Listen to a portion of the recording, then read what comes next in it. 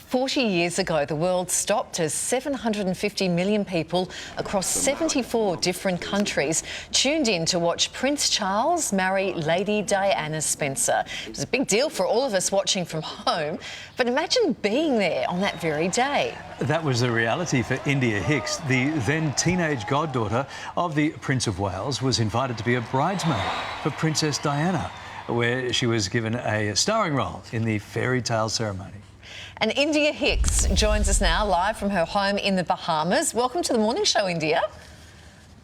Thank you very much. Of course, it was very funny because when I was doing a pre-recording of this with your producer, a little pre-interview, I said there's only one thing we need to take care of, and that is we get a lot of power cuts here in the Bahamas, but it won't happen. Guess what? It happened. So I'm actually on my tiny telephone talking to you from the Bahamas.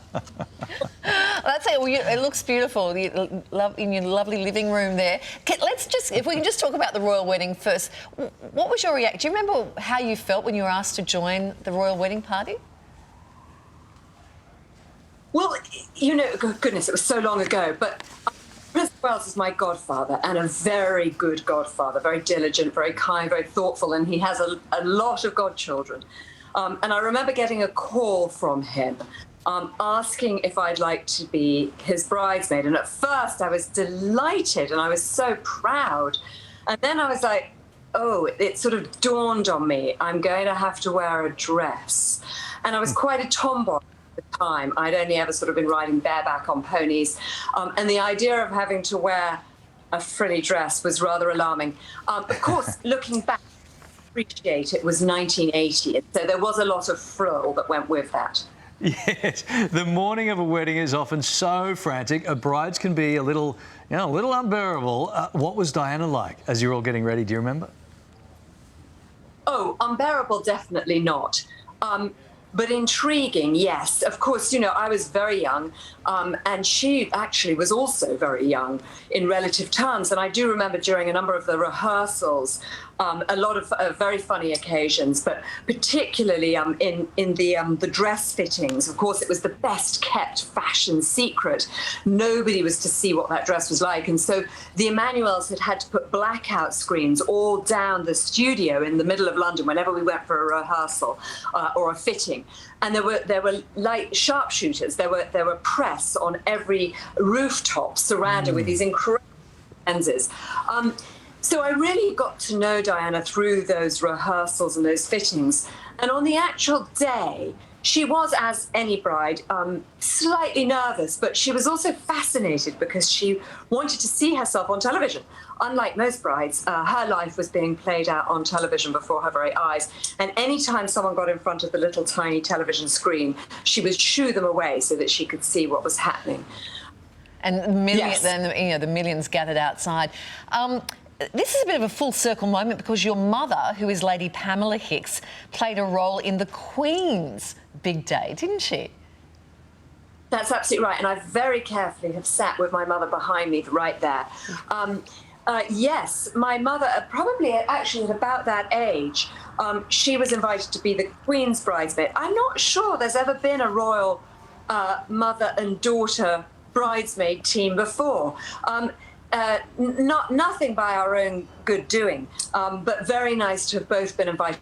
Oh yes, look, there are the dresses side by side. There's mine, the rather alarming 1980s one, and my mother's, which of course now is a little dustier because it is so old, but still beautiful, beautiful netting. And it was an interesting time because England was coming out of the war period, and a great deal of austerity was still hanging around, obviously.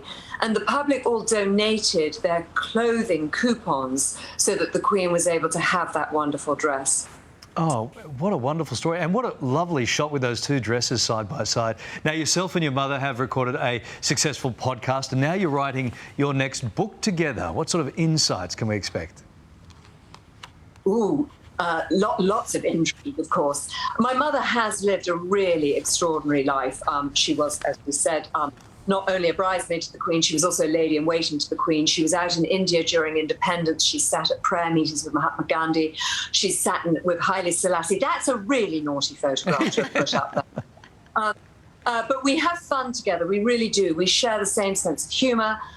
She's an extraordinary character. She's always forward-thinking. She's incredibly wise. I ask her about all sorts of things because now, aged 92, she has such a fascinating outlook on life. I mean, you know, when this pandemic hit and we all start to have to wear masks, you know, we start to have a little moan about it. And she reminds me, you know, they were wearing gas masks during the war. And she thinks possibly our generation is a little bit overindulged. And you know, she's very English in her outlook. But she is remarkable and has a brilliant sense of humour. As you can see, I'm highly amused by her. So this book's really going to focus on her years with the Queen as Lady-in-Waiting and during both Commonwealth tours. Of course, she came to Australia, and they had a wonderful tour around Australia during that Commonwealth trip. So there will be lots of reminiscence, and we're going to really reveal a lot of her diary that she kept during the Commonwealth tour, which has never been published before. So I think that will be quite... What insights that she will have. You just also need to tell us about this work that you do with the Global Empowerment Mission. I mean, what sort of work does that team do, and what do you get from that? That's incredibly important to me now. 2 years ago, Hurricane Dorian came through the Bahamas and it devastated 2 neighbouring islands to where I live. By chance, just 70 miles away, we were saved. But I got very involved with the Global Empowerment Mission, which is a disaster relief agency. And we worked very hard to raise awareness and to raise funds in order to rebuild those islands. And then I worked myself up being on the advisory board to now sitting on the executive board. So actually there I go out to, I've been out to Alabama to see after the tornadoes. We're working very hard at the moment with raising money and awareness again for Haiti. And in fact, if anybody is interested, if you go to my Instagram account, which is India Hicks Style, there you'll see a post I've just put up about the work that Global Empowerment Mission are doing in Haiti. They've literally arrived today. They're boots on the ground there. They have an enormous amount of experience with Haiti. They've had a team there for 11 years. And I know that after the last 2010 hurricane, which was an absolute catastrophe for that island, so much money was raised and donated, but there was criticism about where the funds went. The one thing I can say, hand on heart, is that Global Empowerment Mission know exactly how to manage the money that's donated.